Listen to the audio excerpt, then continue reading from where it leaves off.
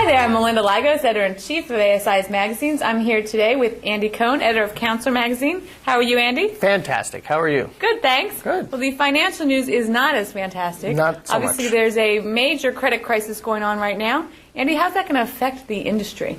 Well, all companies in the industry depend on credit for various reasons. Sure. Usually they get loans from banks or lines of credit from banks, and both of those areas are really getting pinched right now. And as banks move into '09, their lending terms are going to seriously get tightened. If you think now is bad, even as they move forward, it could be worse. So companies that need the access to capital to grow, which is what they depend on, could be having problems.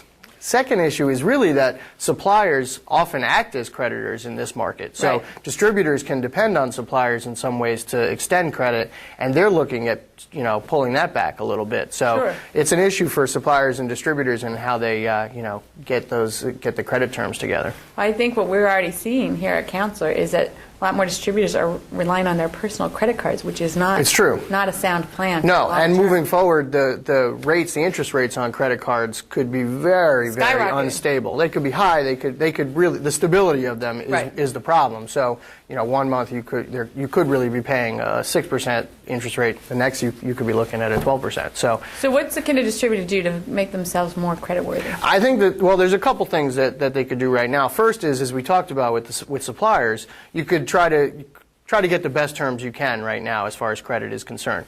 Solidify your relationships with suppliers, and also, it could be a time that you're paring back suppliers so that you have a preferred supplier So it program. might make sense to have a real good handful of those preferred suppliers. Absolutely. I'd say the second thing, and probably even more important, is to get their cash flow in order. Now's the time. If you're not going to be getting the line of credit from banks or the types of terms from banks that you need on loans, then you need to have your cash flow in order. So the biggest thing you can do is make sure that your receivables are coming in on time. Talk to clients. To pay up. You got to get them to pay up. You got to talk to clients and make sure that they're paying up on time and within the manner that you agree upon. And I guess distributors should also consider requiring payment up front if they don't already do so. Absolutely. It's things that we've talked about before, but requiring payment up front, 50% or 25%, 75%, whatever it is that you think you need to solidify your deals, don't be afraid to ask for it up front as well.